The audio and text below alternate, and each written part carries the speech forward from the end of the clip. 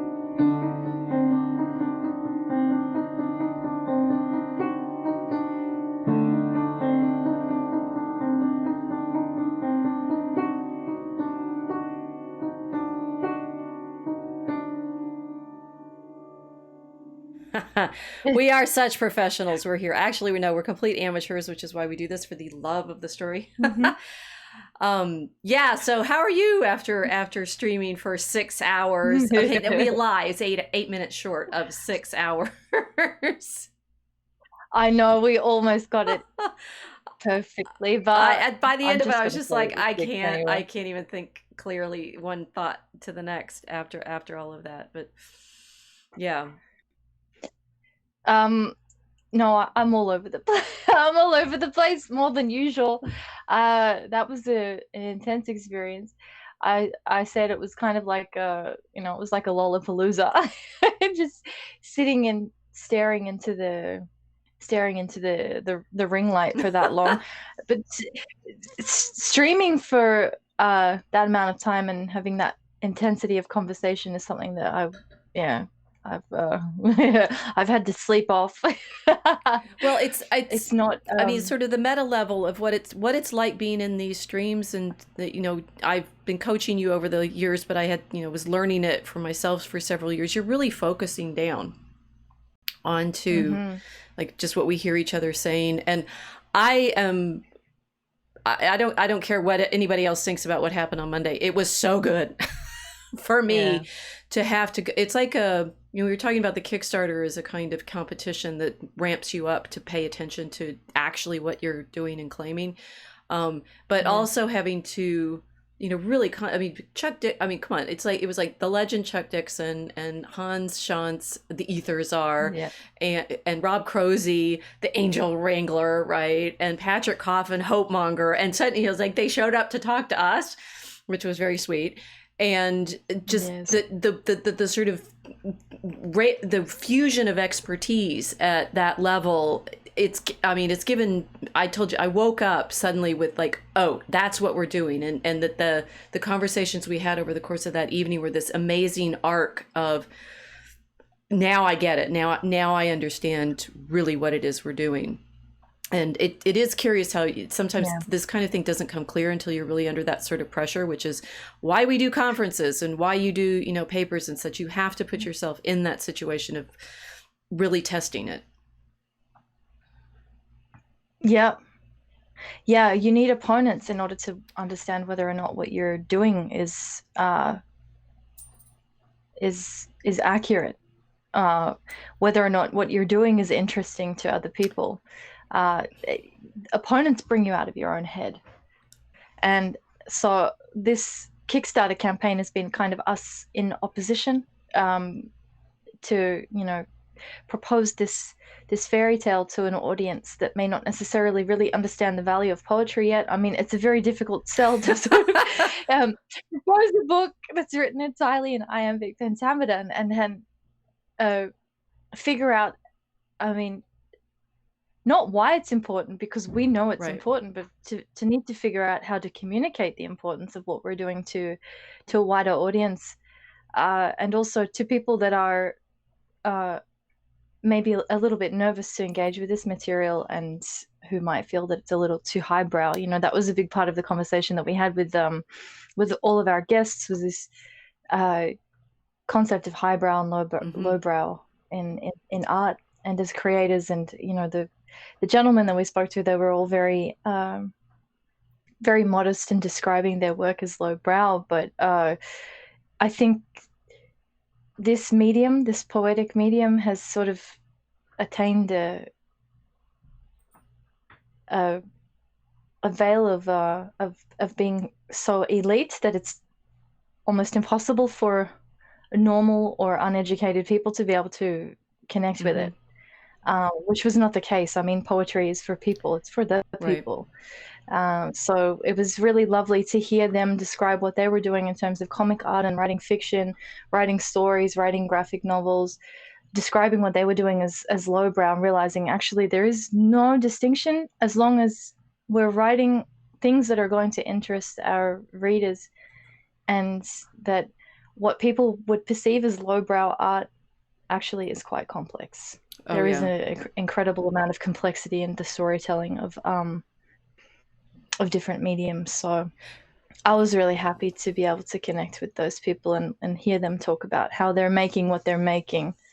And it was a nice reminder that actually what we're doing with the iambic pentameter, what we're doing with poetry, is it's not beyond most people. It's just that I think the art form has been abandoned, and we need to remind everybody that they're able to enjoy it as much as they are comic art and graphic novels and other formats. So, well, and that we're putting it together with comics, with the illustrations, yes. and that therefore it occurred. I mean, these things that I knew what we were doing was literary with comic illustration, but until we had that conversation with him, because they kept saying, oh, I knew it was kind of lowbrow and it's just storytelling. I was like, wait a minute. I mean, we're doing it as comics, because I had that meditation on comics as this kind of incarnational art. But it's like saying now, well, we're doing what most people consider very highbrow, which is the ancient and medieval, modern, early modern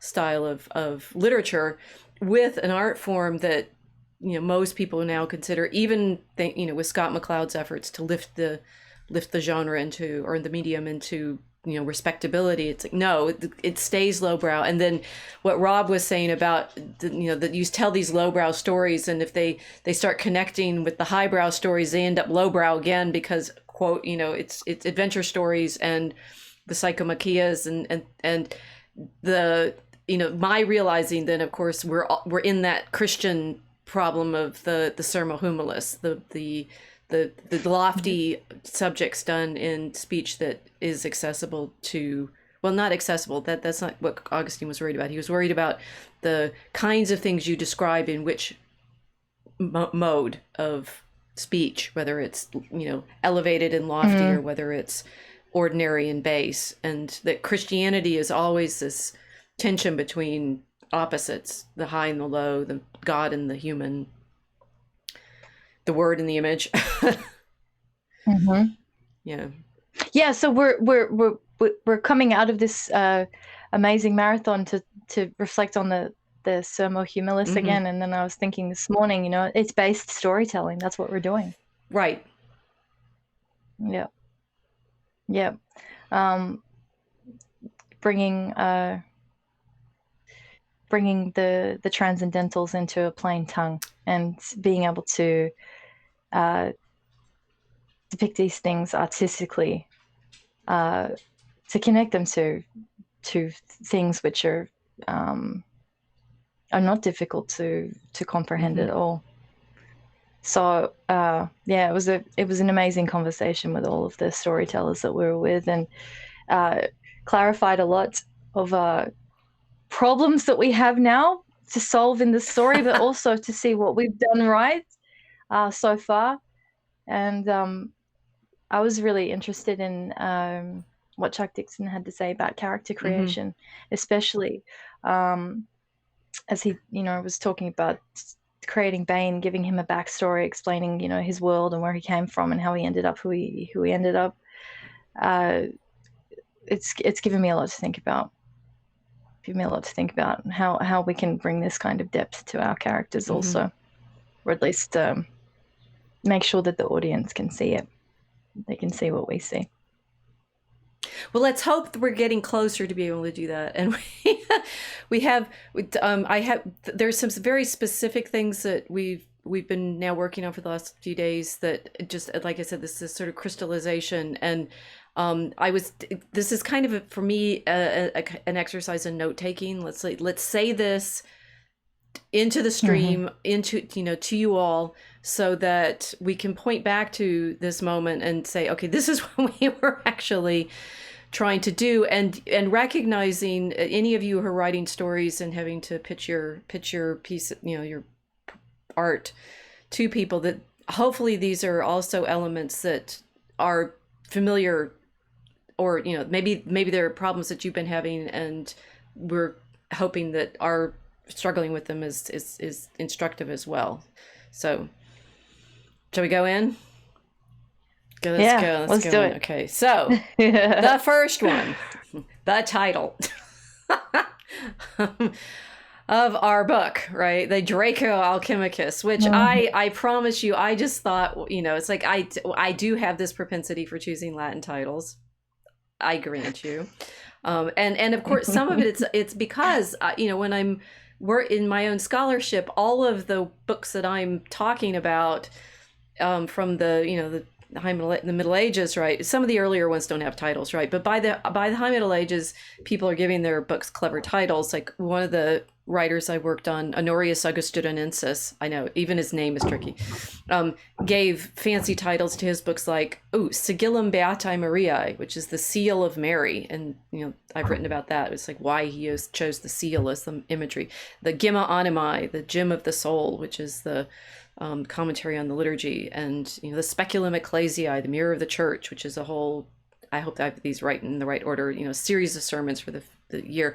That the title, getting a sense of there's a sort of poetry in a title that encapsulates the whole.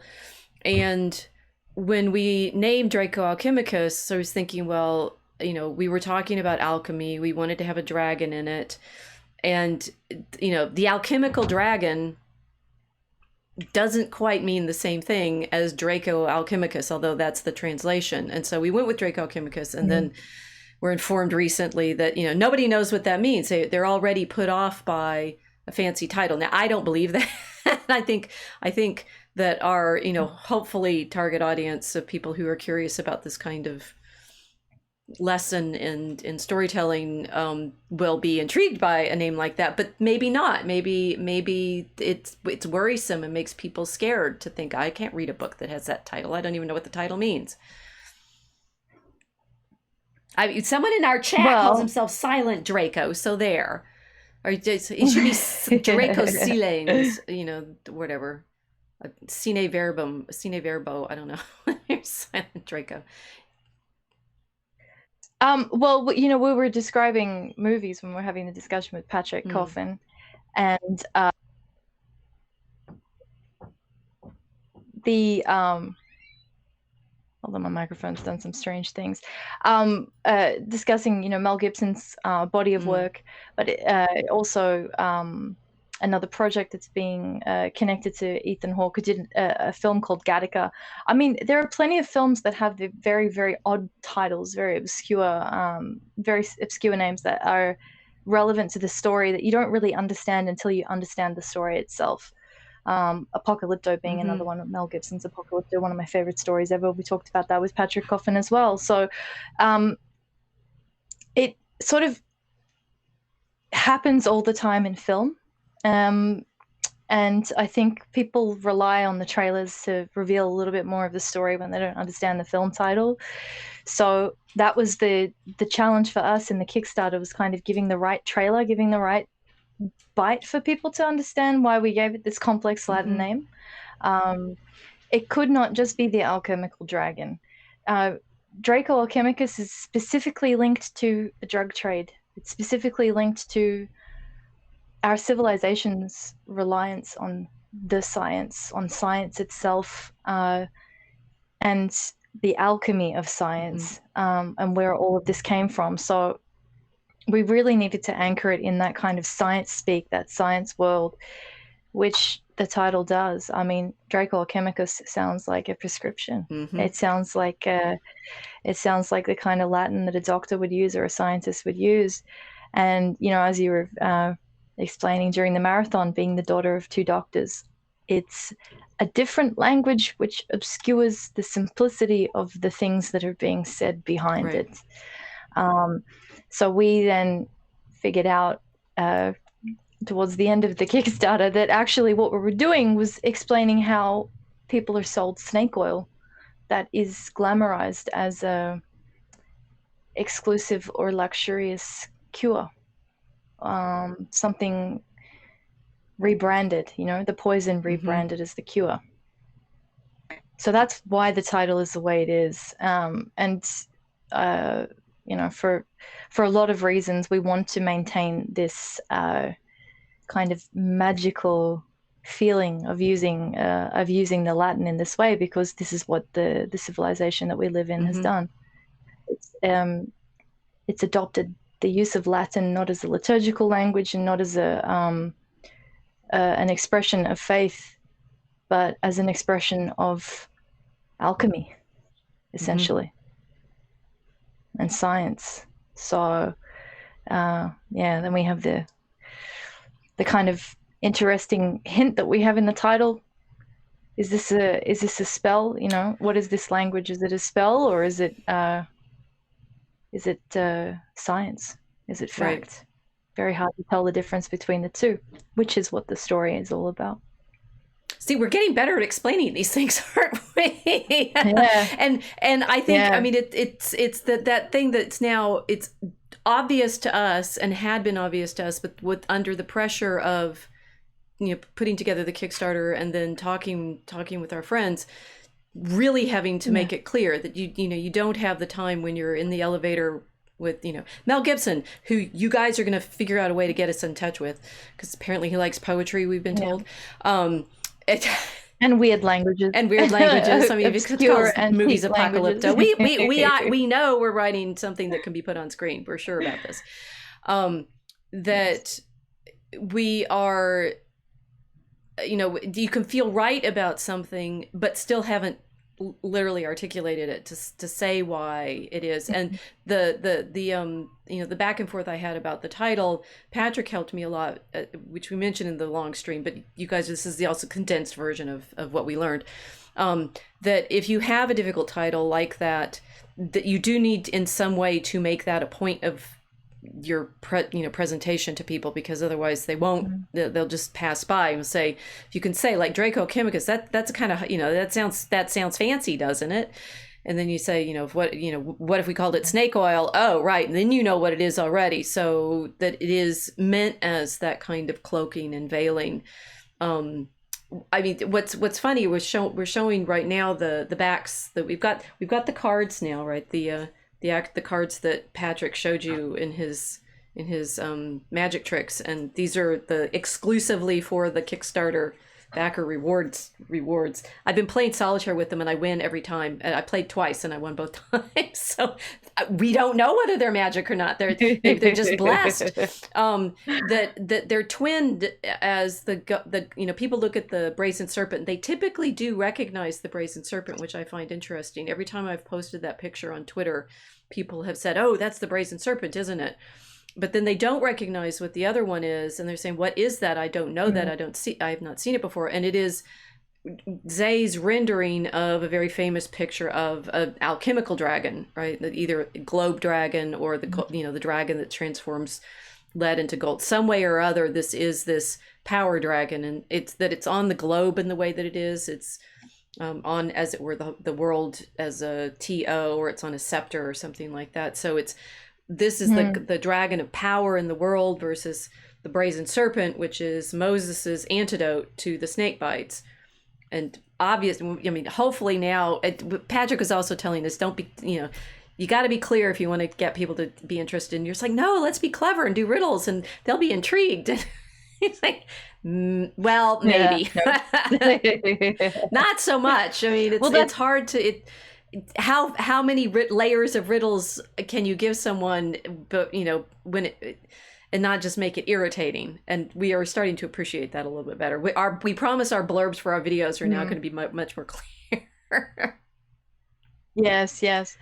Well, there's a difference between being in an art studio and then having to discuss what you're doing with people. This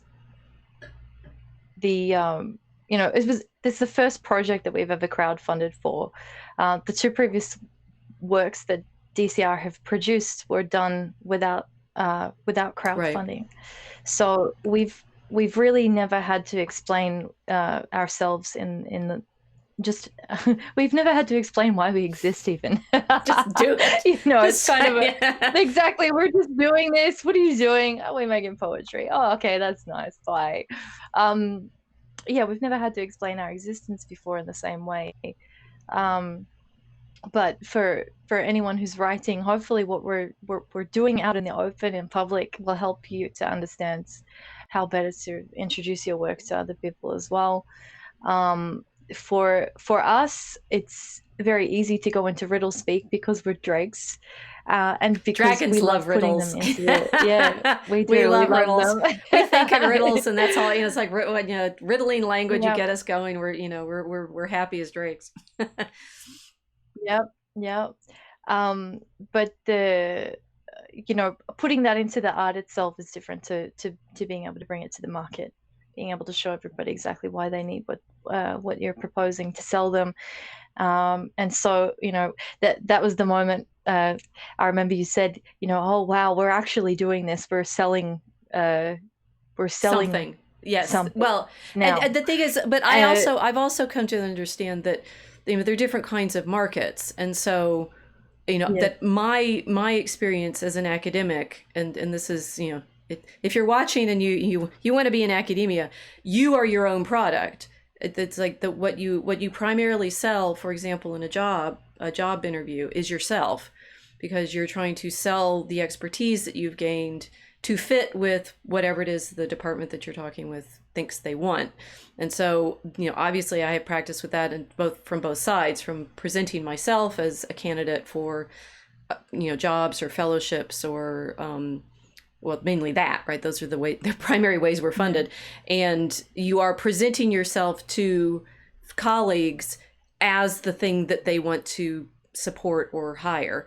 And with the Kickstarter, that was interesting because it does the instructions for the Kickstarter do say introduce yourselves and why, you know, how you came to your project. I'm like, okay, I know that. Although we did do fairly, as far as I was concerned, fairly brief bios of ourselves. We, you know, because we know nobody Hmm. cares about us, right? It's like if you're selling a book or you're selling an object, the sense of whether you care about the makers or the artists is not there yet, right? And it's like we do appreciate that we have fans, and we are perfectly happy to be fangirled if it happens. But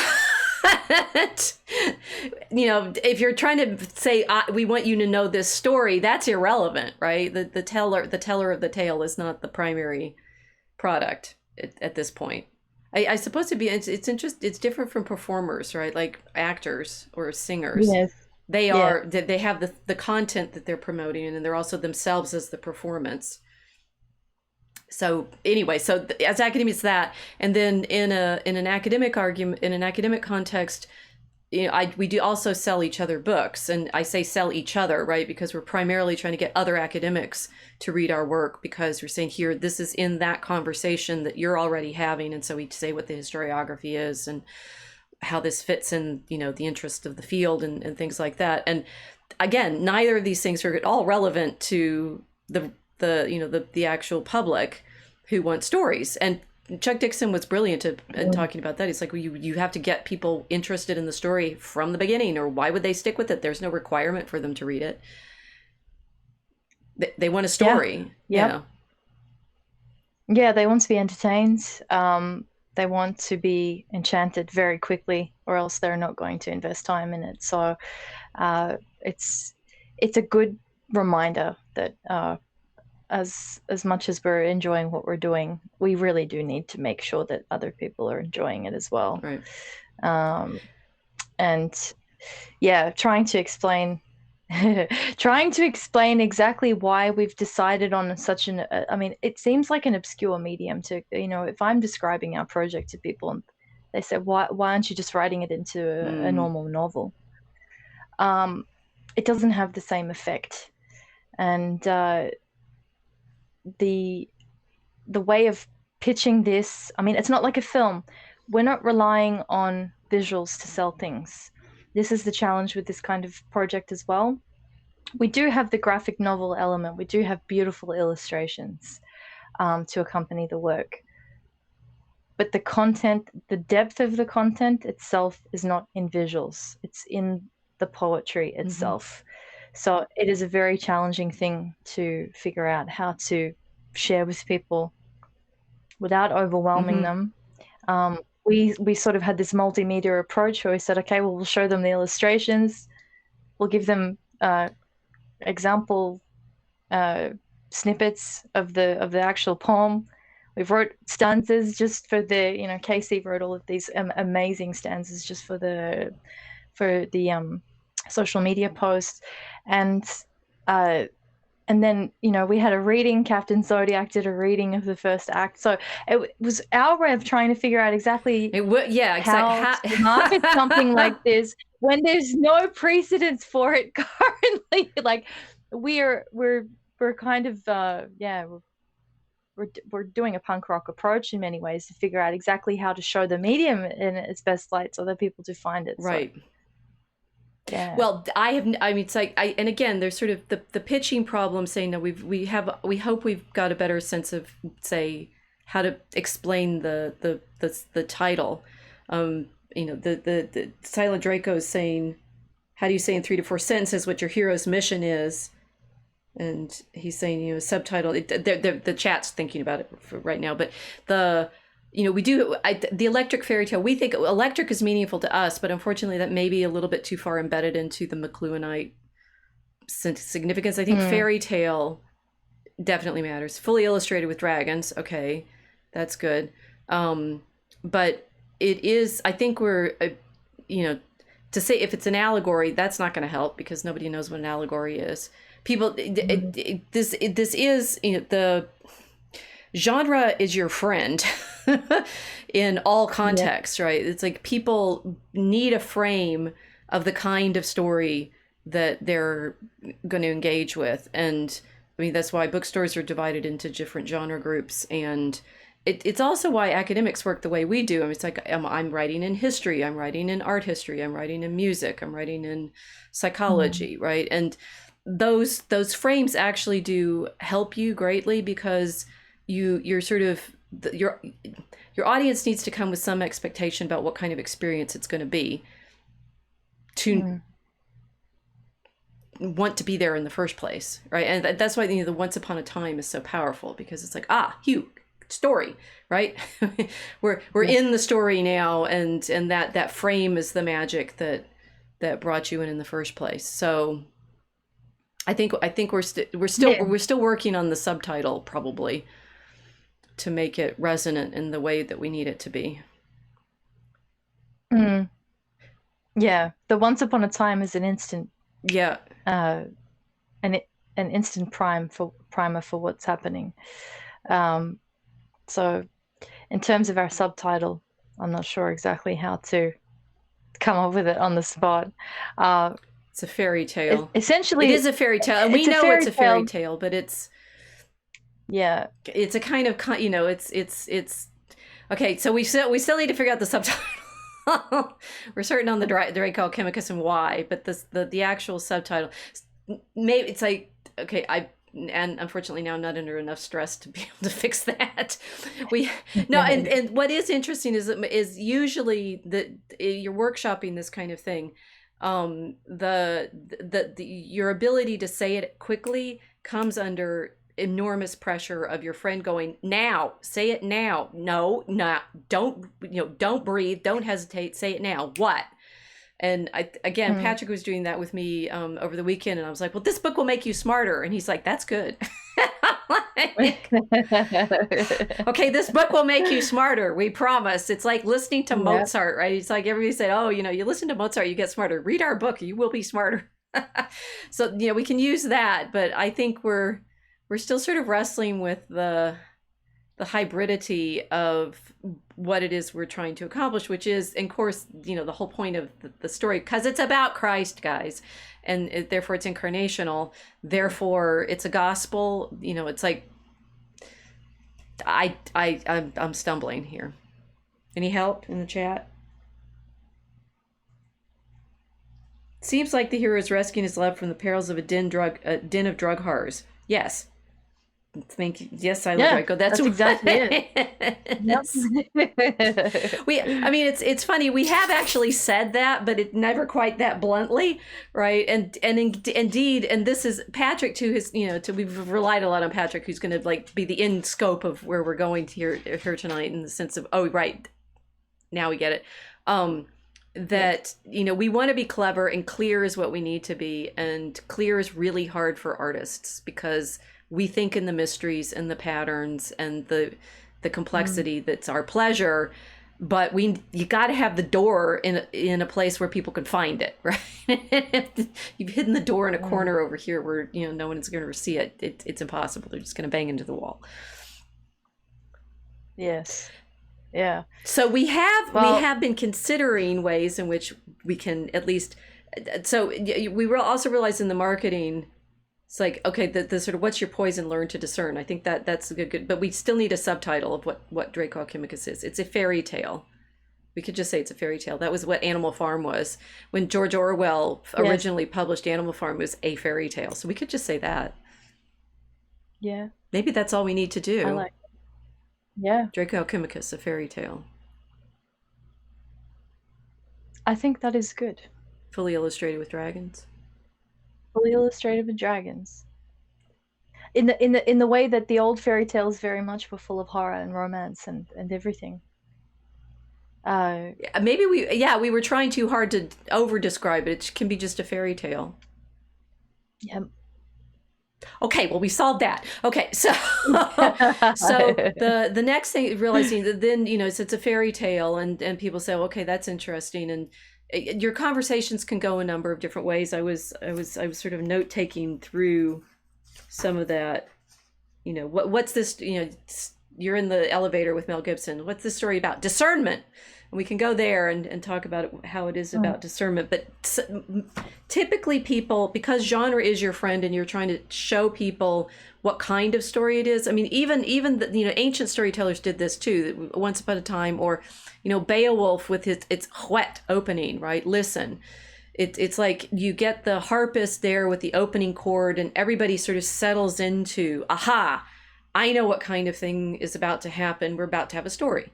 Right. And so you go to a movie, you get the opening, sort of riff off the music, from the very moment of the first chord, what kind of thing you're about to be in. And you sort of adjust to you adjust your attention so that you can do the imaginary work of imagination to participate in it. So we do actually want to help people understand how are you going to get inside this experience. Well, I've come up with a way to say it. You want to hear? Are we ready for this? Always.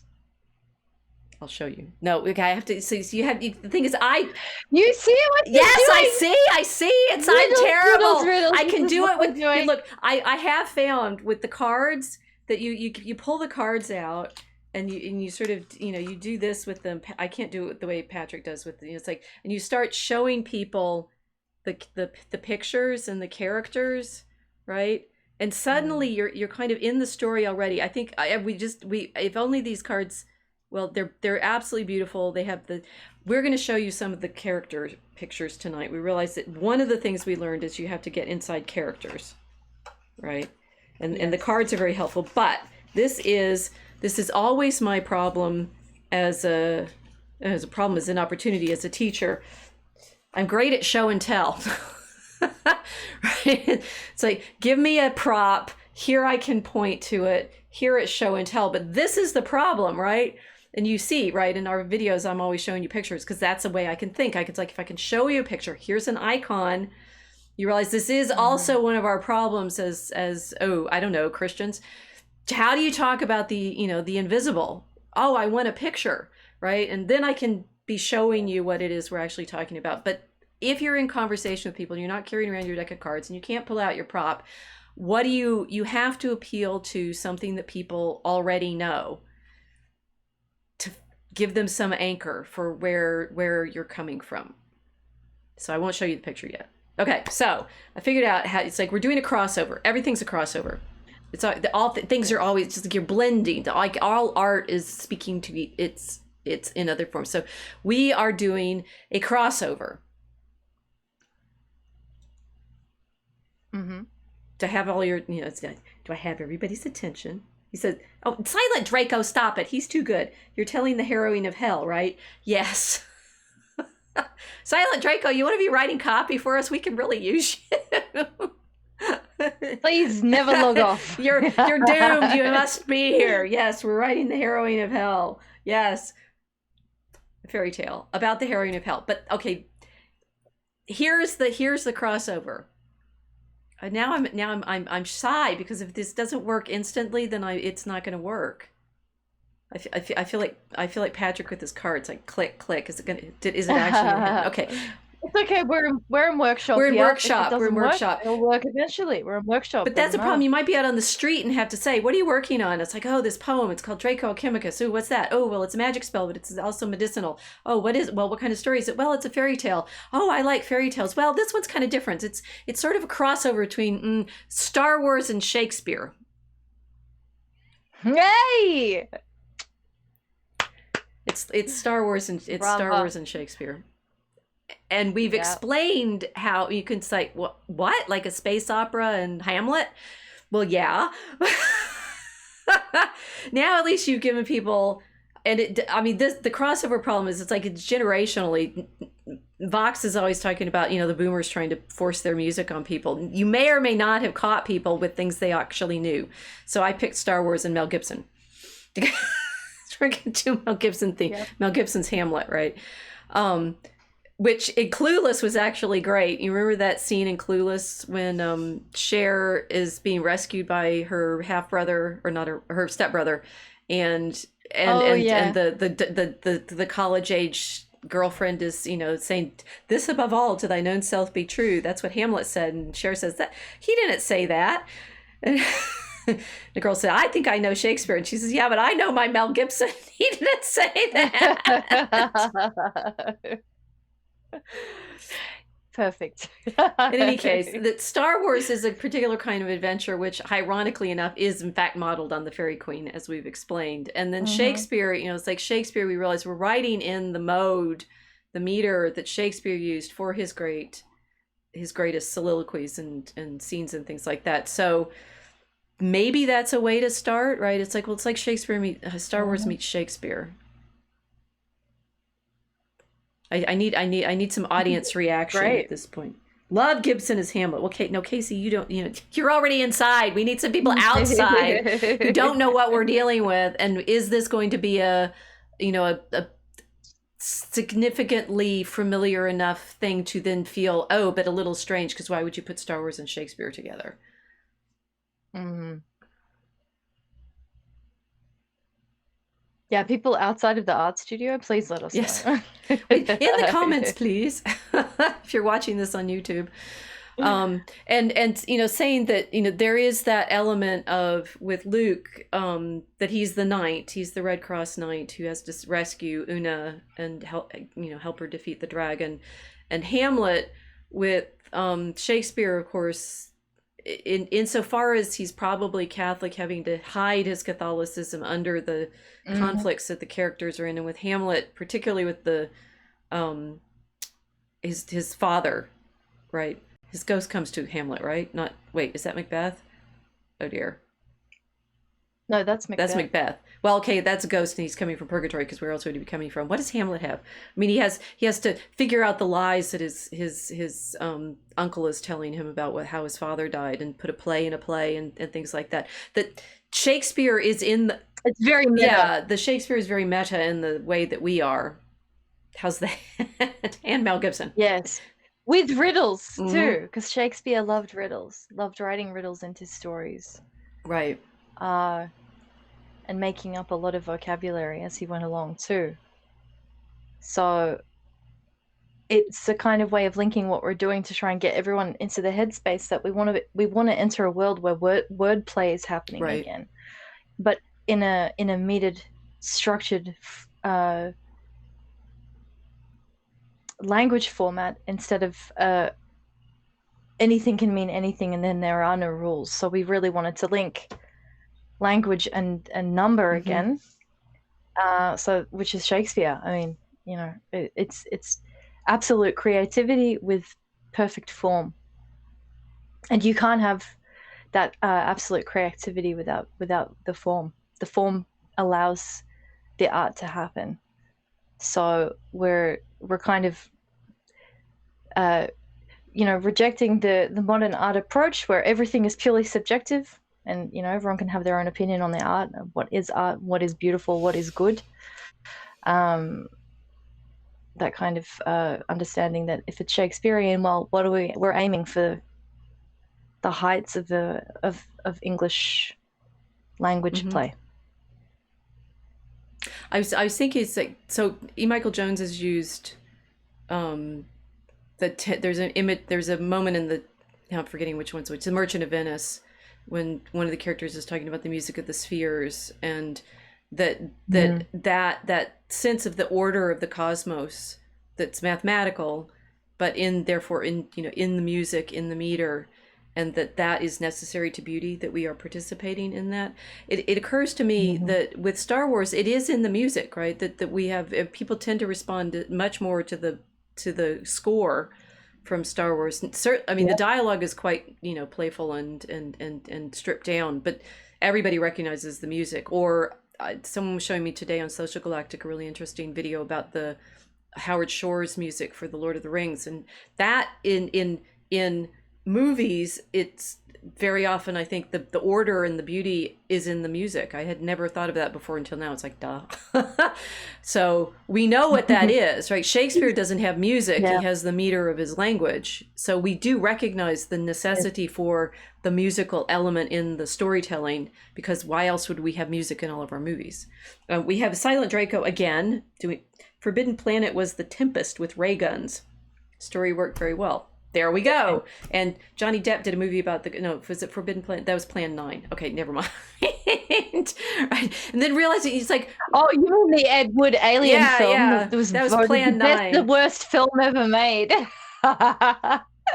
Yeah. But everything is always referring to everything else. I mean, that's what art does. It has to be referential. And that's another thing that Dr. Jones, Michael Jones, he's Mike. I don't like, how can he have so many titles? EMJ.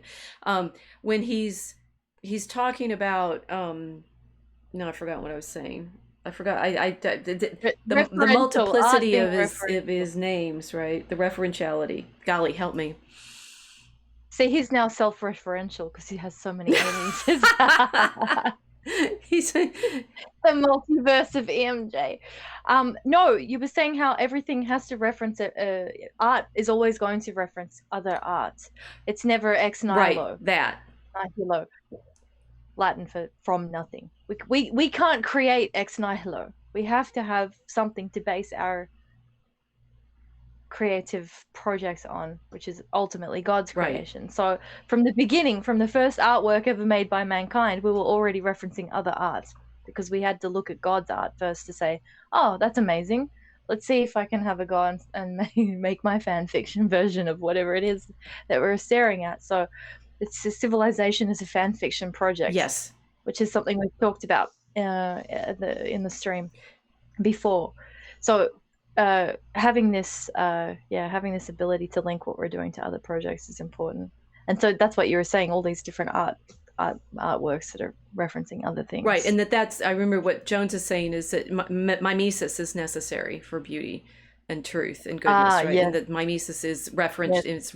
It's representation of reality, but it's basically reference to reality. And so this interreferentiality of the art is, I mean, we want to feel ourselves inside this cosmic whole that references God. I mean, and so our art, insofar as it references all of these other stories and images and patterns, will feel more satisfying to people. And people do respond to it. They like it more when it feels like it refers to things they know. And that sensation of pleasure of, oh, that's like that, and oh, that refers to that. It's all, I think also the obverse of why we draw, right? It's like, I see that, I want it, I want to respond to it, it's beautiful, I'm mimicking it.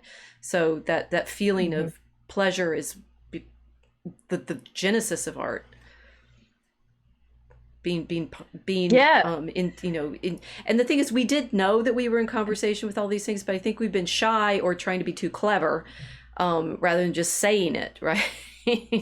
We didn't know about Star Wars until recently, but saying, yes, we're trying to write like Shakespeare. Okay. And, what I have been meditating on is, what does not work at all. And this was very clear talking to the guys on Monday, is saying we're saving the culture.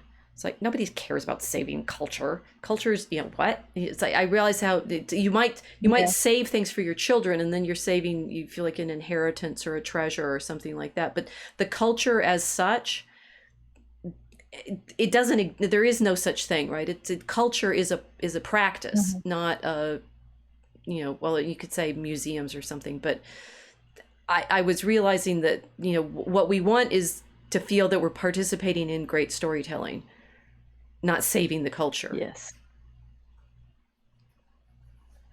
Yeah. To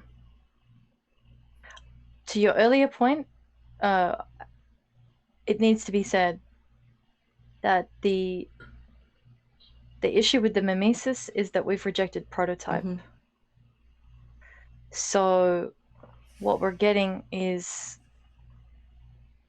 enormous amounts of fan fiction based on now things that are created without referencing the objective truth. If art is created with the view of everyone has their own truth, suddenly the art starts to degrade. And so everybody's been making things for the last few decades based on their subjective experience. Their art is created in rejection of the prototype, which is what EMJ is talking about in terms of beauty and Mm-hmm. logos, and the logos of art and that kind of thing. But what we have to try and explain to people also is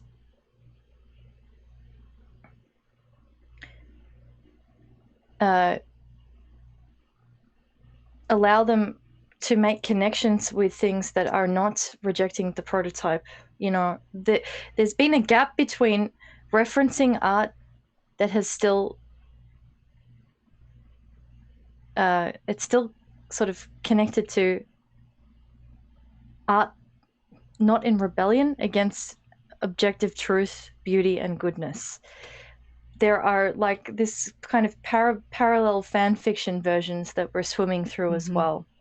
So we're not just saving the culture, we're trying to allow people to connect the threads of their generation with previous generations, with the whole heritage of the tradition that we've received in the civilization, and allow everybody to say, oh, okay, this is where that comes from, this is where that comes Mm-hmm. from, realizing that nothing is ex nihilo. Everything has a link somewhere else with another story, with another piece of art, with another piece of music, and that all of the parallel universe fan fiction versions that have said, no, prototype is not necessary, we're just going to do this. What the boys were saying during the Mm-hmm. marathon, where the writers are now just out to offend everybody. They don't care about entertaining anybody. They don't care about making a good story with good characters. They just want to offend everybody. That kind of offensive output, that's all disconnected from the art world. Mm-hmm. It's in defiance of it.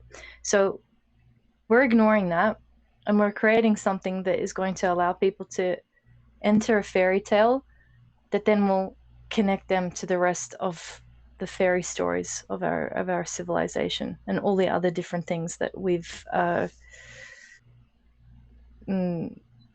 kind of ripped ourselves away Mm-hmm. from. Well, this is where we get to the two, one, the big lesson of you got to deal with your title, right, and the two, sort of Yeah. get the right genre feel for people, that you have some sense. I mean, Star Wars meets Shakespeare, I say. Yeah. And then we got into, okay, what the sort of marketing problem of why we're writing the kind of thing that we actually are. And it's like, when this is the usual, oh, I need to lead them there carefully and get to the point so they go aha and feel great at the time. It's like, Rachel, you're trying to practice being clear. It's not working. Hit him with a shotgun. Oh, well, yeah, I was rewatching that part where Patrick is asking us. Mel is making lots of clips for everybody, so we'll watch the whole thing 6 hours straight. We've got segments now; they're going up. Yeah. Where he's saying, figuring out who you actually are going to pay attention to, and who you're not, and clear them with the shotgun load, racking. Mm-hmm. That we needed to figure out what we're actually selling. Yeah. And the conversation with the guys made me realize, okay, there's something very specifically that we're selling, which is a story with a particular character, and that it's in the sort of long term of things, it's always been what I've been working on. And I'm curious now in my own sense of why it's been so hard for me just to say this as, yes, this is what I'm doing. And I think there's a kind of ism problem here, in that modernity, we tend to think in these systems, or institutions, or I suppose the collectives and Brands. stuff. Sorry. Yeah. We think in brands. Well, not brands, but brands. I mean, I guess, is it brands rather than characters? Okay, so bluntly, what we're doing is selling Christ. Okay. And now we have to explain what that means. And in the sense of, and this I've recognized this as we've been doing this whole year with the Mosaic Ark, and one of the things we repeatedly say is we're frustrated with the way people argue theology, or we're frustrated with the way people think about Christianity as a brand of some sort. That's Christian nationalism, or this, whether you're Orthodox or Catholic, or um, how, and then I realized that I've always been pretty much massively uninterested in that pitch, right? Because I'm not selling you a church, right? I'm not trying to get you, audience, into my church, into my institution that I need you now to give me money for, to keep my institution going, right?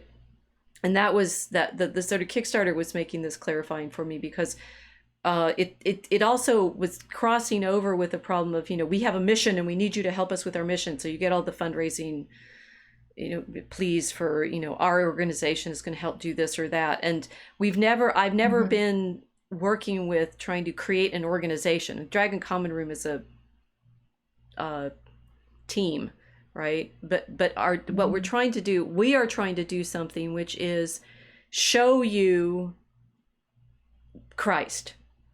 And then I got to that point of saying I did sometime Tuesday morning when I realized we're selling Christ. We will now try to explain what that means. It's right there on our cover, right? And I know. And of course, again, we do this to ourselves. We tell ourselves what we're doing and then figure it out later on. Well, but we knew it was, right? And it's the ecce homo. I mean, we could say it Latin, right?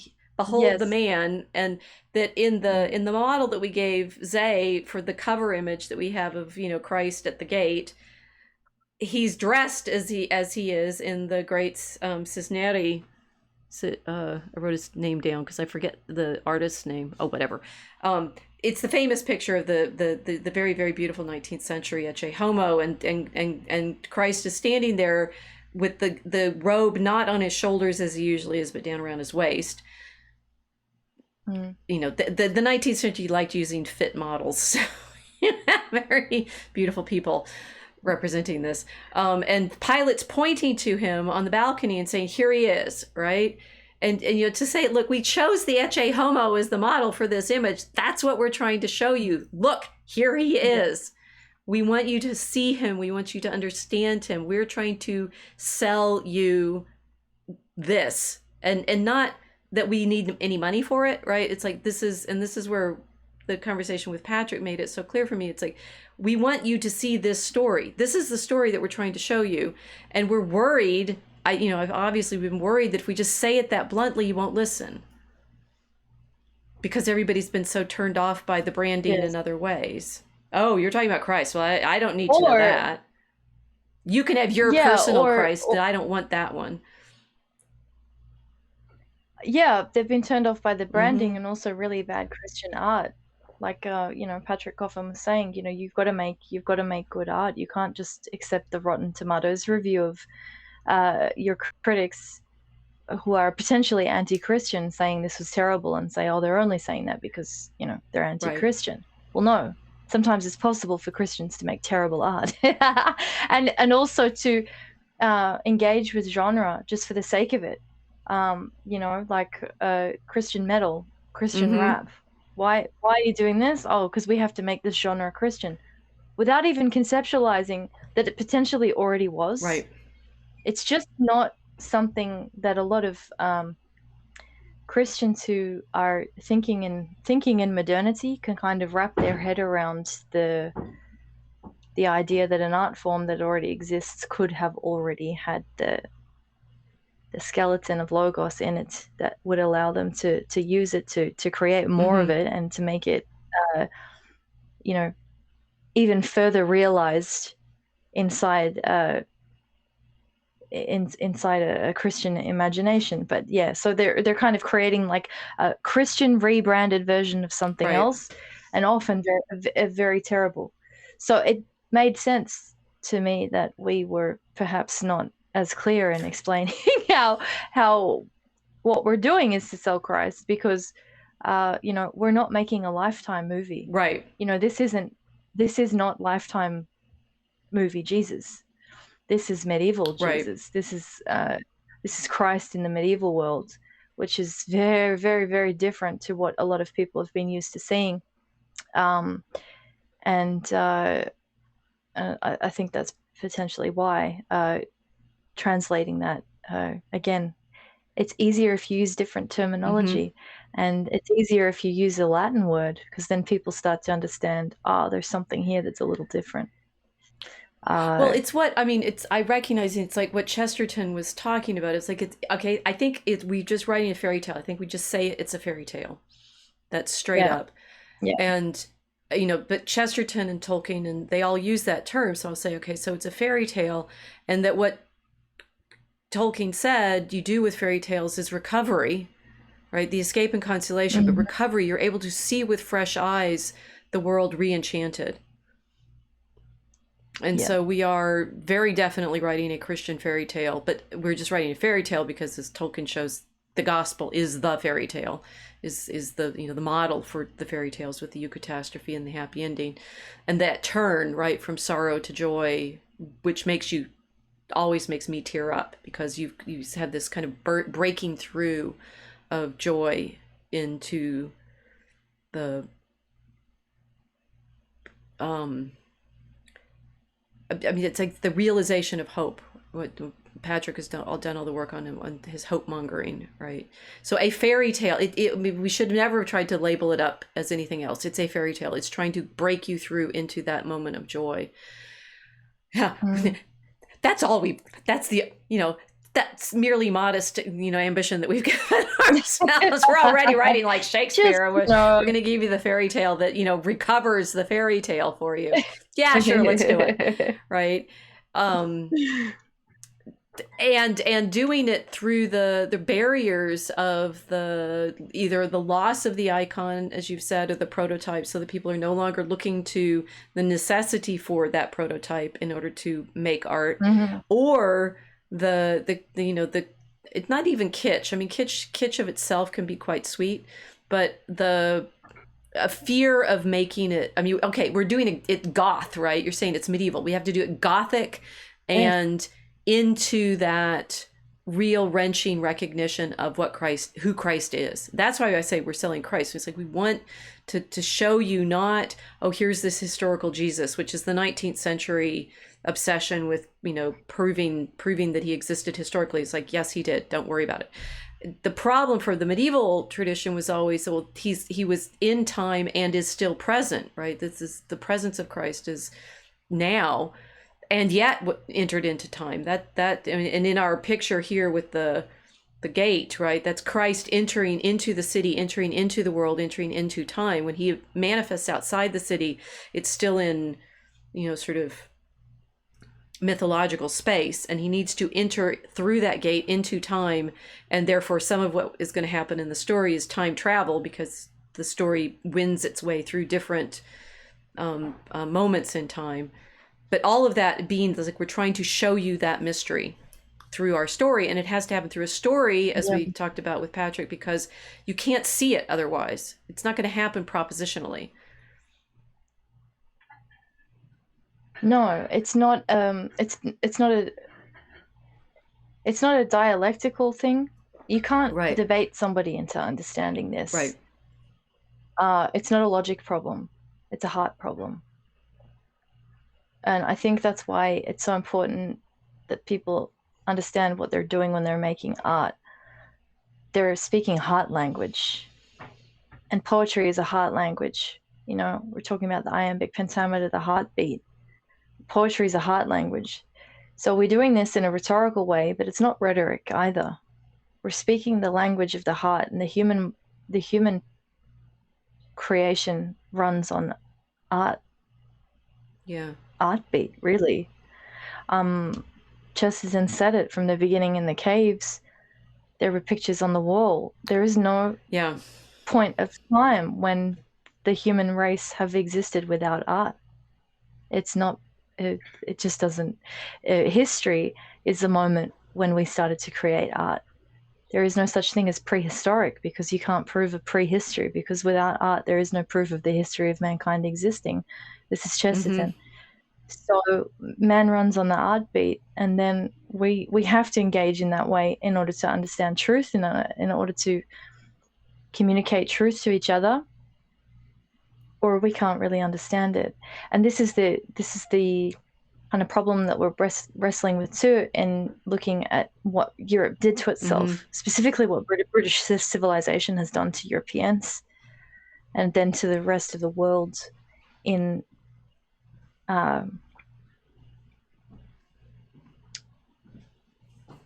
placing the heart of the civilization from art world into science world, and what's that? Well, you know what that has done to everybody as Mm-hmm. well. This transformed us, that alchemical transformation of mankind, because we've been put into a culture that's all science now. The idea of art as necessary to the human soul is it's seen as an eccentric thing to believe and to say. So I mean, that's what's it's so our interesting in the academia, right? It's like we're struggling with the humanities. The humanities have been struggling as our probably because the humanities don't quite belong in the academy in this way. mm, And I mean, the major thing I'm thinking as we're talking is like the major thing that art responds in joy to the creator, and if mm, and when E. Michael Jones is showing how it's corrupting it, art, anything that's not responding in joy to the creator, you recognize it as um ugly and um disturbing, right? But that I mm, mean the model that we have for the whole project that we're doing is very much the medieval monastic tradition, which is in opposition to the scholastic. It's in opposition to the university culture, and it's liturgical and it's about praise. It's I mean it's art is with Chesterton's describing those cave paintings, the Lascaux cave paintings, saying you can describe, you can say all sorts of things about cavemen. The only actual proof we have of what cavemen were like are the fact that some of them drew these beautiful yeah. pictures, and that the first you could say that cavemen was all sorts of other things, but we have no proof of that. We have the proof of the joy of drawing these animals. So cavemen Yeah, drew beautiful pictures of animals that and whatever they were for, they're beautiful pictures of animals, of God's creatures. yeah, yeah. The cave was an art studio. Right. And Yeah, to be yeah, human in that, in this strong sense of art is to be responding in joy to the creatures. And the academy doesn't know how to do that. We're not terrifically good at it. And so we turn it to science means, breaking things apart and trying to figure out how they work, and instead of responding in joy to our experience with them. but is that perhaps because they can't respond to it, because then you're entering the realm of the theological? Yes. Yes. And that's why they get so Mm, mad at me, incidentally, because even in religious studies, they're always outside of no, they're inside certain things, right? They have certain social programs that they're arguing from within, and they get angry about those of us who don't see things from their perspective. But they're um, generically, the modern academic world does not worship, right? So it doesn't have a mm, way to respond in these terms. It's controlling, magical. Science is magic. They're the same thing. It's the desire for control, mm, and therefore very ugly for the most part. mm. Which is that's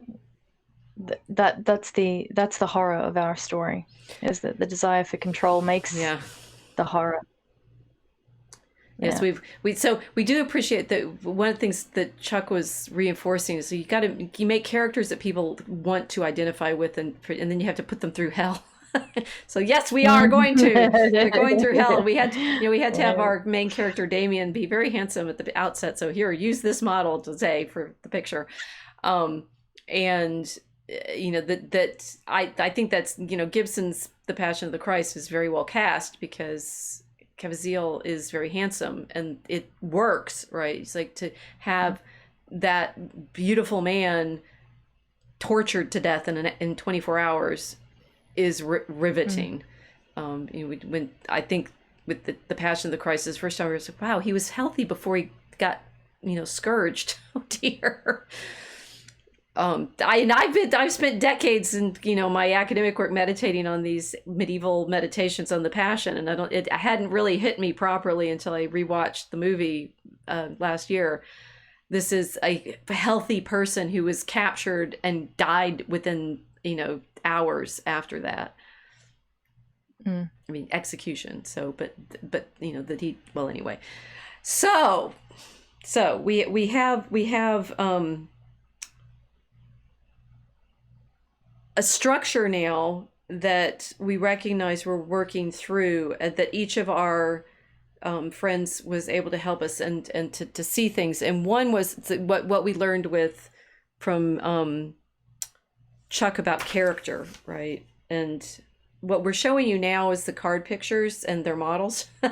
So you recognize that we were with our Damien face cards.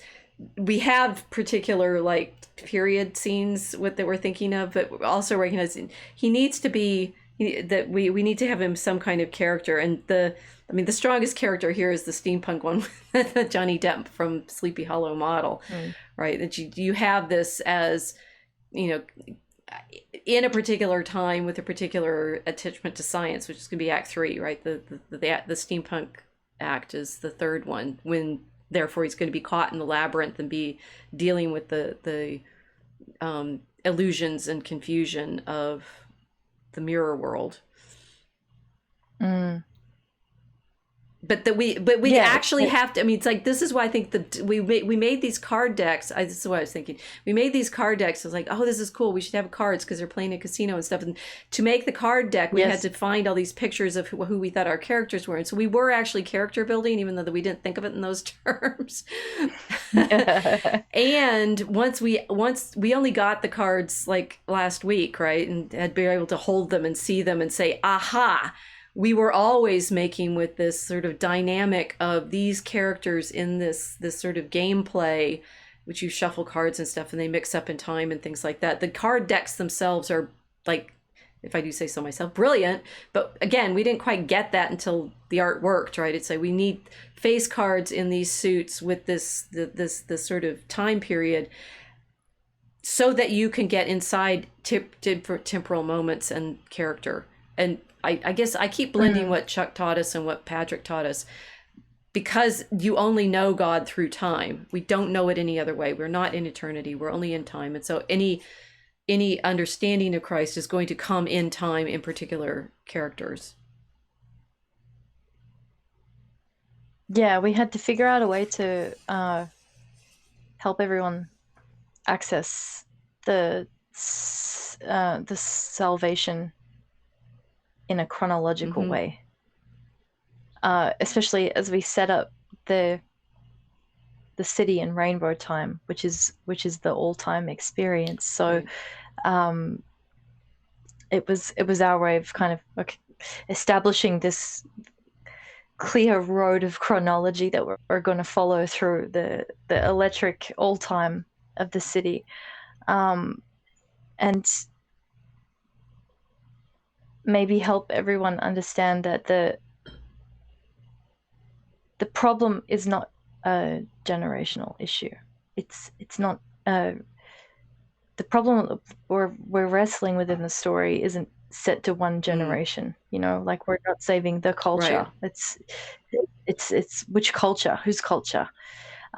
This is about the soul, and so it's the same in all time periods, regardless of when they are, and then we get to see how the characters might be behaving in different time periods, and how that affects the fairy tale too, how that would affect their decision making, if it does or not. Right. So, yeah, I think we got a much clearer sense of who Eliza is after making those decks. Yes. Seeing her in her finery in different time periods really clarified her as a character, because it was omnitemporal evil, Mm-hmm. and it makes it made it more chilling to realize, there's not a there's not a time limit on what we think are the horrors of the past. Right. Hmm. Well, it's like the sort of simpler version of what I now realize is you can only learn all of these kinds of lessons by having characters, and that's what when Chuck was Yeah. talking about, it's like how to make a character, how to get you interested in the story and the character, and then my realizing after the fact of all of this is saying, yes, I'm thinking about Christ as a character. I've always been better about thinking about Mary as a character, the frame for Christ, and this Mm. project and my own sort of realizing where I need to go in my scholarly thinking now is that problem of indeed how do you sell Christ has always been how do you show people the reality of this character, and it's a character, not just a person. There's personality and so forth, or historical figure, but most modern scholarship on Jesus is worrying about proving it's like whether or not he existed in time as that person, as opposed Mm-hmm. to what we're doing is creating Damien as this, he's a Christ character through these different engagements, and that's hopefully going to show us something different about Christ than just worrying about him in the historical fiction of the Gospels, I think. Yeah, it's almost like when everyone is currently busy, everybody's currently busy arguing over whether Macbeth was real. The character Macbeth is still animated in the imagination of everybody anyway. Right. So Ooh, yes. you can argue like, okay, he may not have necessarily existed for real, which is not my No, no, argument. no. It's not yours. But in terms of the character Macbeth, he is real in the sense that he is affecting the culture. The effect of the story is now running. It's done. Macbeth has been released. Right. So they're not focusing on that. They're not focusing on or other Shakespeare characters or the Star Wars characters. I mean, Luke Skywalker pops up everywhere. Talk about art being referential Mm-hmm. to art.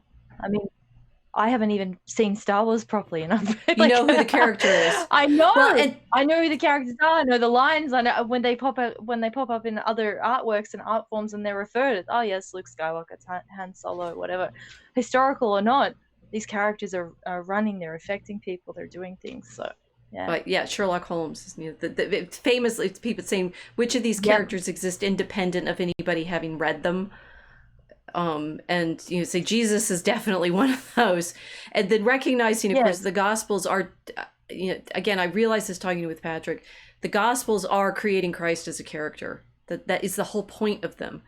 That not just saying there's this divinity, but he is now a character in these stories, and so it's now in retrospect that I realize we've been doing this all along, and that a lot of Yeah. what we've been wrestling with, I think, and not just saying bluntly, yes, he's Christ, is for this reason. We need him to be a character, and we've had a lot of writing debates internally saying Damien can't be like that. We don't want him to we don't want him to just play the supernatural figure. He's not a superhero because of that's not quite the way Christ behaved in the Gospels, but he does need to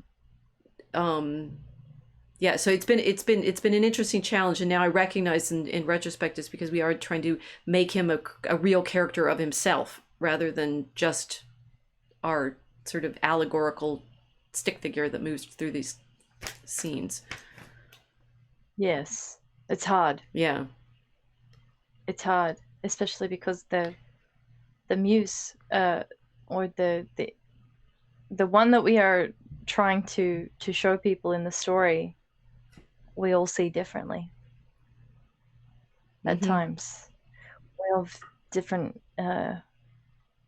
experience of that character. So um,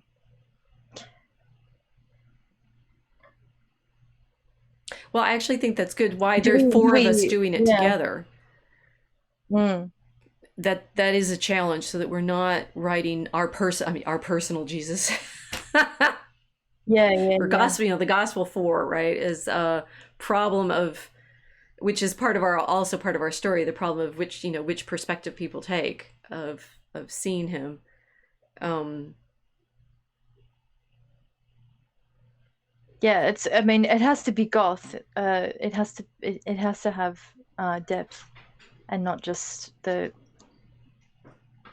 here's the Christ character. Okay, moving forward, yeah. you know. Okay, so Yeah. that's one feature. And then we were thinking about, um which we've already referred to a bit, the Sermo Humilis. This Mm-hmm. is, Damien in his Elizabethan outfit. And therefore, the Shakespearean level of courtier style and exquisiteness. And again, we've kind of already talked through all of this question, is like, why are we writing what's effectively a comic book character in Shakespearean? I don't think we've achieved Shakespeare yet. Let's be fair. However, I do think we're way better than we were when we started. So we're keep getting better, right? The sort of trying to write it in a style that, well, it's funny because, again, what if you read Shakespeare well enough, you realize, one, the reason he's so popular is he actually wrote real characters in his plays that have lots of different social statuses in the first place, and that his plays Mm-hmm. had to appeal to both the patrons and Elizabeth, since they performed some of them for her, and to the groundlings who would throw peanuts at the actors, allegedly. Um, so, ironically enough, it's like all good art, becomes high art. I'm not even sure what that is, right? Because most of the art that everybody considers, inaccessible now, was its popular art of the day, right? Like opera, Mm-hmm. or movies now, or I mean video games now. Interestingly, I'm just going to wait for the time when video games are considered, elite art. One day they will be, right? Inaccessible, that right, that old style thing that people used to do in the 21st century. The elitist e-gamers. Yes, you elitist e-gamers. You.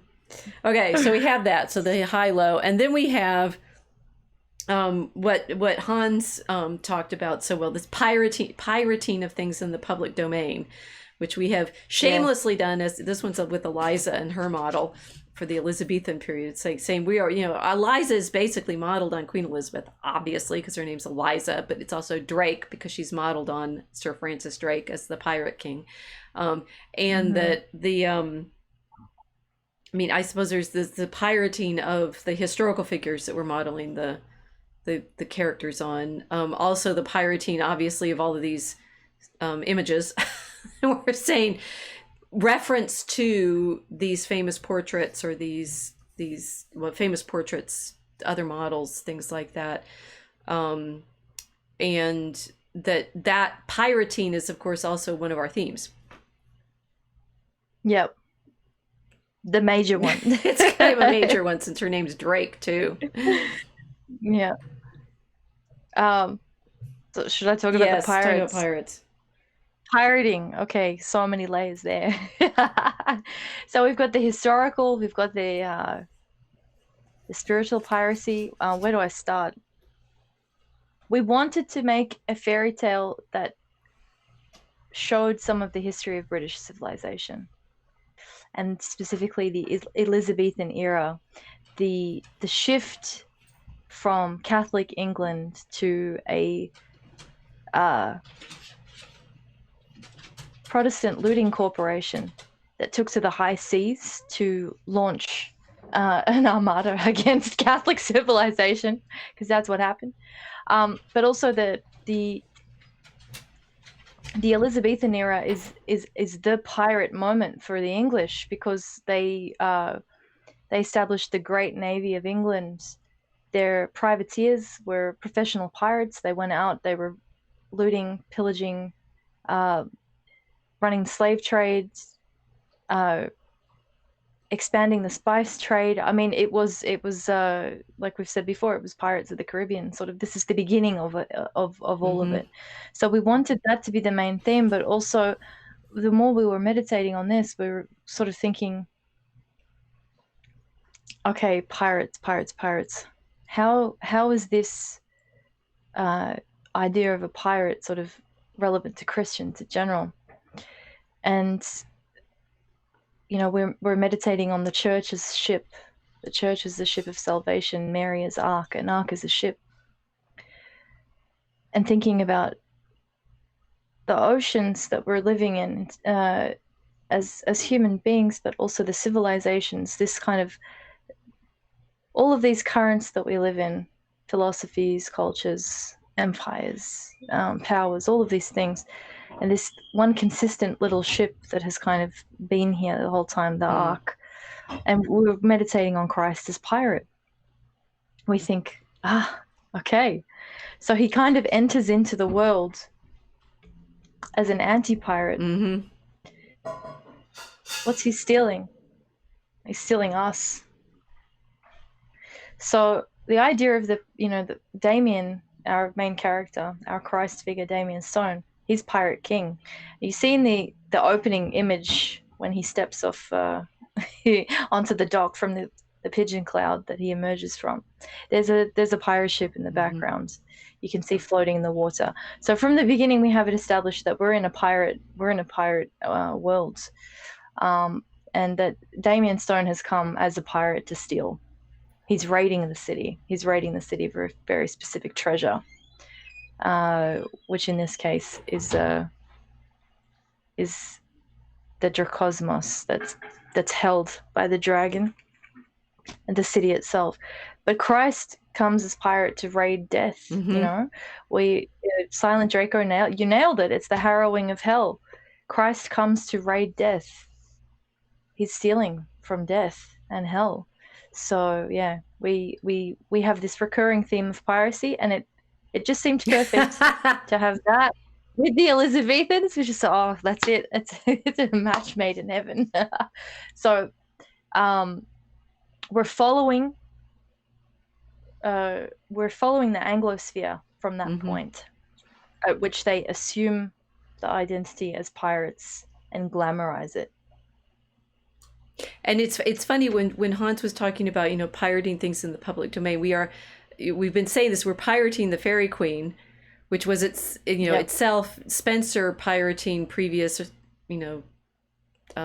Renaissance epic poems and stories, and Spencer is referring to stuff constantly there. But he's of course trying to make Queen Elizabeth, this Queen Elizabeth that is in the rainbow portrait, Gloriana, the queen of fairyland, and give Elizabeth, the Tudors, a new mythology, even though they've stolen the country and the property of the church. And so we're in fact, yes, counter appropriation of the Elizabethan appropriation of English culture. We're appropriating from the appropriators. So the pirating is happening on these multiple levels, and it is funny. It's like, given that Star Wars is the Fairy Queen, and it's like with the sort of layering of reappropriation is, well, we enjoy it, right? But that so that's a deep theme.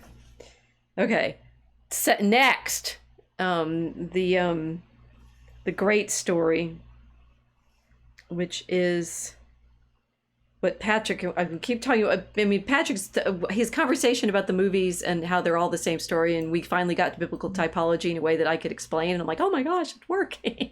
I've been trying to explain biblical typology for ages, and then we come along and say, yes, it's all the same story, and it just replicates itself over and over again in a fractal sense in the Bible. Okay, got it now. Right.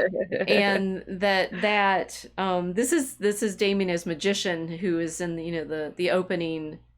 He's not really the magician in the opening act, but there is the magic of modernity. And right. And what's funny about the tarot card model for this image is that the tarot, as I've talked about in previous episode 13, which was my one of my two solos.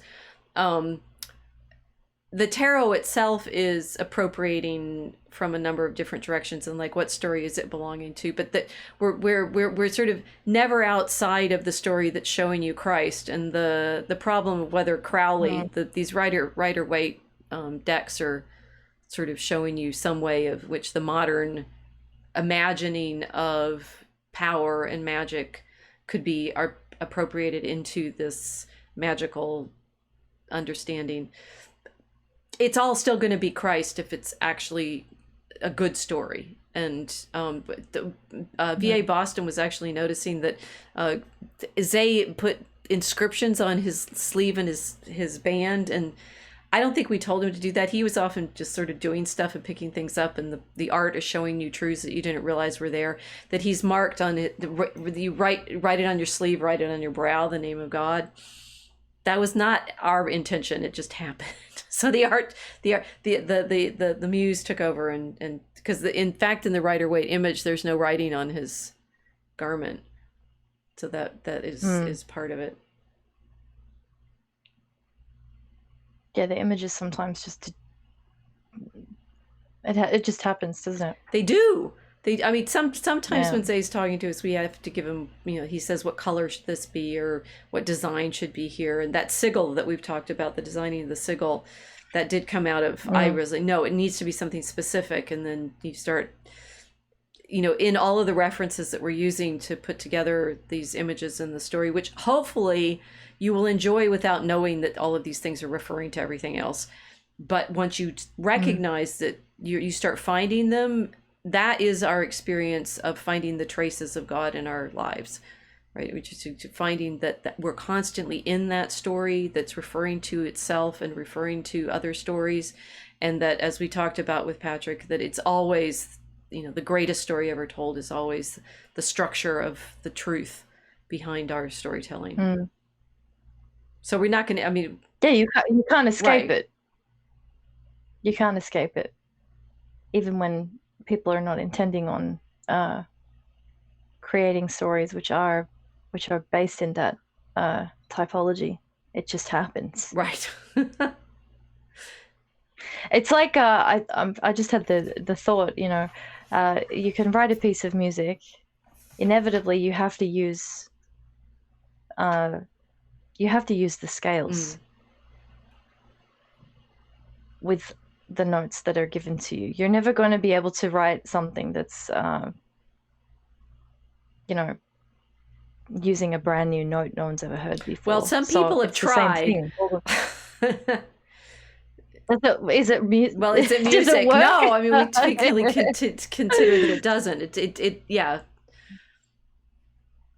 But the 12-tone music and the stuff like that, these efforts to, instead of using the great system of notes that I think EMJ describes this in the book, about how that particular set of key signatures and such as a structure was finally formalized, and that Bach is the one that does all the exercises to work through all of them most perfectly. So rejecting them just proves the point that you need them. Right. Yeah. So even even storytelling that's rejecting the great story just proves that it's there. Yes. It just proves its existence. It just, yeah. Well, and that, I mean, we've talked about this. People are frustrated with the way, the stories have been corrupted. And then I think we were sort of pushing Chuck to say, it's like, what does it mean? What does it mean that when these stories are corrupted? Why is corruption so infuriating? And I forgot exactly how we said it when we were talking to him. I mean, it's a desecration, but why does it feel like a desecration? Well, it's only a desecration if you're actually, treating profanely something that's holy. And why would a story feel holy? Oh, well, because it's participating in the great story of Genesis to Revelation in some way, which we always are. So yes, the standard is constantly there, but it's also it's sort of, oh well, if we're always telling the same story, isn't that boring? Well, just telling the same story over and over and over again. And therefore that was what it was. I realized interestingly when we were talking about typology on Monday and mm, saying, no, in fact, all of the Old Testament stories of some form or another, they keep showing you different elements of the great story, the gospel story. And yet it can take you a while to recognize, oh, that pattern is there because mm, it's actually got many facets. yeah, you just reach higher definition. Right. Um, the repetition helps the understanding of the details. I don't think it gets boring at all. I mean, the scriptures don't get boring. No. So there's no way of saying, okay, so we've heard this before. We just, we'll skip to the last part. I mean, the details are all there for a reason, Right. and the themes are repeating themselves for a reason. That's part of the fun, is the repetition, because you get to find you find the pattern, then you see the resonance, you see the pattern. Uh, Without the repetition, there isn't a pattern. So it's sort of like I use the same chord in this piece of music. Oh, aren't you getting bored of A? No. Good It's point. necessary to be there. Aren't you bored of, yes. Um, Aren't you bored of that chord? Well, no. Um, but yeah. I mean we do also in the writing have arguments about how to make Damien's character true to his character within the story that we're writing, as opposed to Yes. referring to everything that could possibly be Christ-like. And Yes. so the Yes. limitation of giving him a character, I mean, it is teaching me things about the problem of the incarnation that I hadn't anticipated. That limitation in time and that truthfulness of the character, which is things like what Chuck Dixon was talking about in writing. Every superhero is basically the same character in some ways, right? Because they're Christ-like in certain ways, but they're also different aspects of power or something. But they're always defenders of justice, and if they're Yep. not, then you realize you're in the presence of a desecrated story. Um, Yeah, but describing Damien as a character instead of just as it, I mean, it sounds awful, but oh, it's just Christ. Like I mean, this has been my worry since we started the project, yes. that I didn't want him to become uh impotent by not having his own characteristics in the world that we'd built. Mm-hmm. And I'm really very nervous. We were joking in the marathon, at my reactions sometimes when we're writing, but I am very, very nervous about this because um uh it's I mean, he's the protagonist, he's our dragon slayer. Mm-hmm. And I don't want this to be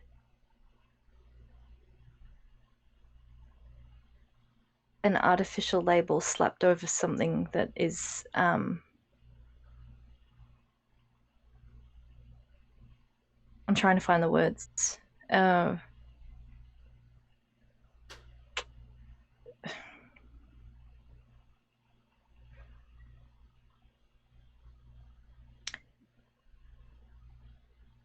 a kind of artificial renaming of Christ just for the sake of doing it, Right. then it wouldn't work. I mean, like the story wouldn't work. Damien Stone as a character won't work. Um, Also, because I feel like there is a fear of playing with a character who is supposed to be Christ-like. If we're not making Damien Stone his own character and it's just, oh, he's Christ, we'll just keep him as Christ, we're actually we're not going to give it a complexity that we think we're going to. Mm-hmm. That's been my fear, because the superheroes all have the complexity in that we know they're human, they're Right. potentially flawed. Christ has no flaw, so instantly, if we're rewriting and it's just Christ, then we have a character that has no flaws. That's not going to be it's not going to work for what we're doing. Mm-hmm. Um because then we're eliminating tension. It's it's problem solved. Well, and this is I'd say the Dorothy Sayers, my great heroine, did do the radio play of The Man Who Born to Be King, and I mentioned this before that I had not appreciated how novel that was. That Jesus had not been represented on the English stage in centuries because there had been laws against it, and so when they did her play in the is it 40s, it was stunning to people because they'd not had an actor play Jesus ever, right?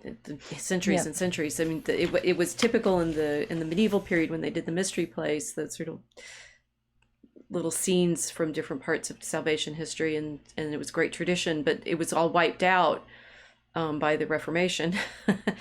And Shakespeare is coming in the place where those plays had been, right? You say, wonder how Shakespeare was so amazing. Why did they have such a strong theater tradition? Well, they'd been doing plays for a long time, but they'd been, Christ plays, and then they stopped. And so now you come back in and you say, how do you portray Jesus in a play? And, I am a great fan of different efforts to make a credible Jesus character. Like Jesus of Montreal is actually very well done. I think his name's Daniel in that story. But so it was striking to me when Patrick was saying, all of these stories are in fact Christ stories of some sort, like Little Orphan Annie and Saving Private Ryan, that I had not noticed those, but you can notice that as a satisfying tension and resolution, but to do it well so that you're not simply suddenly dropped in another Jesus play. Godspell is also, I mean, it's like there've been a number of really well done variants on the plot, but we're trying to do one that satisfies certain other kinds of questions about what would it be like to save humanity in this or that situation. Yeah, it's a different approach. We're describing how Christ saves humanity in a psychedelic situation. We're going to pull this off, we hope. Please pray for us. Yes, please. I mean, I think that's where that's where the story is definitely unique. But yeah, I'm going to push forward, hyper vigilant against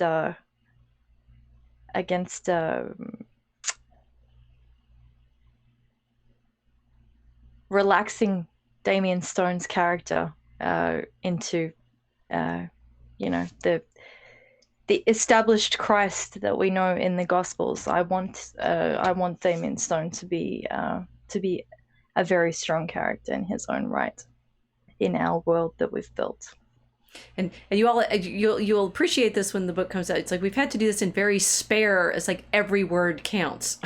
It's like we will argue over a single word because it might break the character.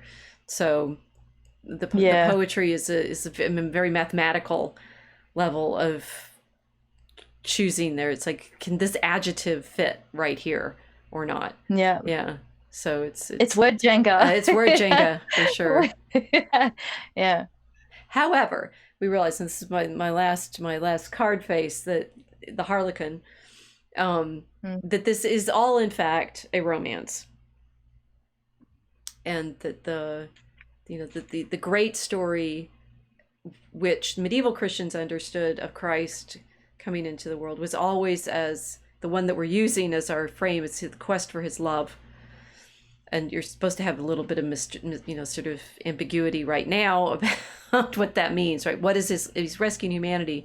In the medieval tradition, it's the soul, or, well, the soul, but the the whole of humanity, and he marries humanity in Mary's womb. That it's interesting that what we're truly writing, and this is why we were interested in talking with Chuck about comedy and horror, that we kept Mm-hmm. saying that we wanted to write it as a horror story, but it is a comedy because it is in fact a romance and it has a happy ending. Yep. But it needs to go through the terror or the horror of the crucifixion. How are we going to show that so that you can appreciate what it meant for Christ incarnate to go through the crucifixion? And we're trying to show it in a way that's analogous enough that the horror hits you, as I believe Gibson was able to do with his film. Because at what point can you actually appreciate what this meant? And unauthorized world, Owen has been often talking about, it's like, how can God pray to himself in the garden, and like what is that like? It's like and we did that whole episode on the John Henry Newman's meditation on what goes on in the garden, that sense of what is it for Christ to take on our sins, how are we going to show that? And Newman did it through that meditation on the mental suffering, which Zay illustrated so powerfully. Yeah, he did a wonderful job. We're going to demonstrate this in a slightly different format. And we could say we have figured out a lot of things. It's like, I feel like Rob when he's talking about, well, I figured it out, but I'm not going to tell you what it's in because I want you to read my story. Yeah, I don't know if I want to tell them. I think it's too good. I don't want to give it away. We don't need to tell them. We're selling Christ and it's a fairy tale. There you go. Yeah. And that, I mean, I hope that's enough for people to be intrigued. Like, how are you going to pull this off? And therefore, that the level of the Draco Alchemicus is this spell casting of scientific magic. I mean, at some point, you're just going to say, people have different tastes, and I don't like thrillers, right?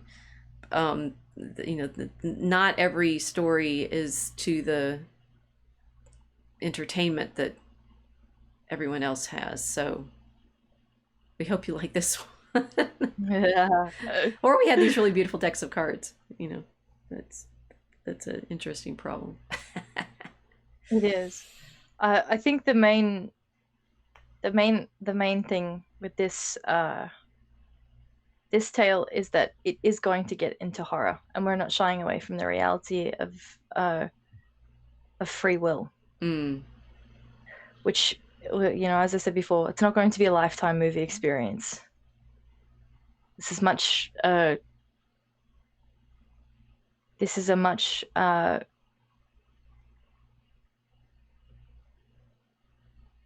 This is a Gothic psychomachia, and it's going to be very challenging in parts for people to wrestle with.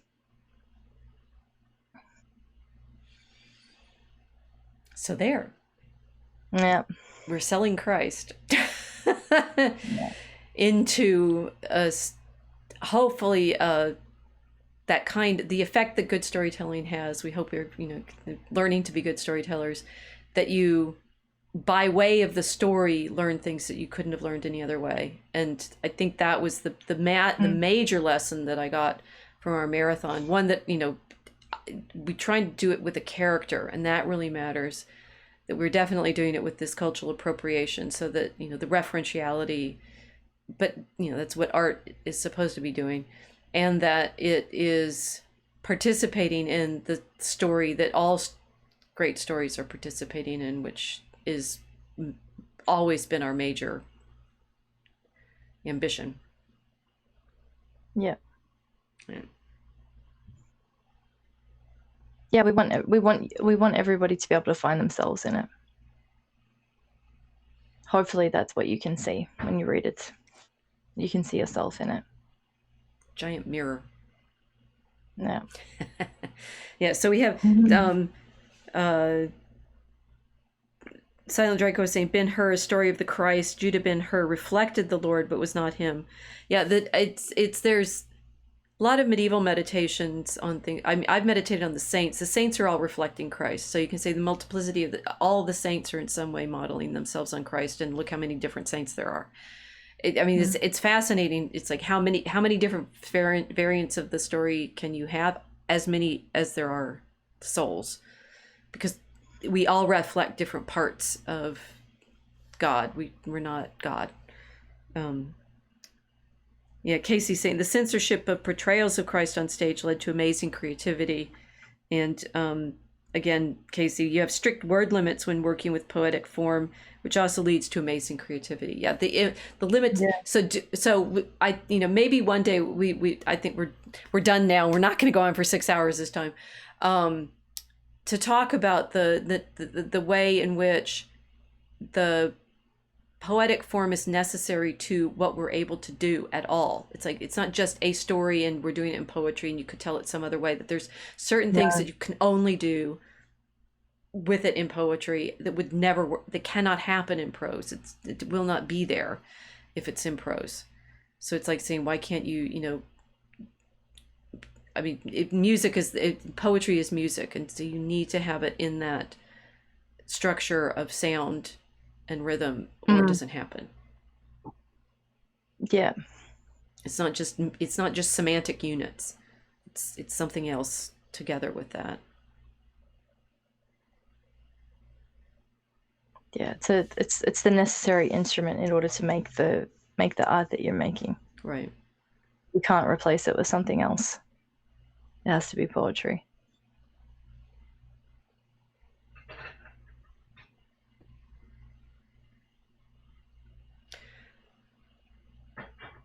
We're done. Good. Okay.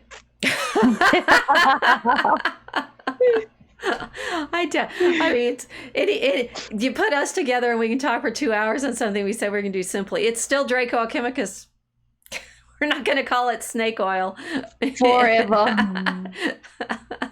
But Draco Alchemicus, a fairy tale. We'll do it that way. With fully illustrated with dragons, that's fine. But it's a fairy tale. And therefore it's about Christ. But you hopefully have to like get into it. Well, anyway, we've done enough for now. You think we can let them go to bed now, or Yeah. okay, good. We should, I should get, it's like, find us on dragoncommonroom.com. There's lots of resources and references and more reading, and we are very grateful to all our backers on the Kickstarter. We will start sending out, invitations for the ways that we're supposed to fulfill things for you, and we'll keep you updated on our progress. Yes. Thank you. Thank you for joining us. Good night.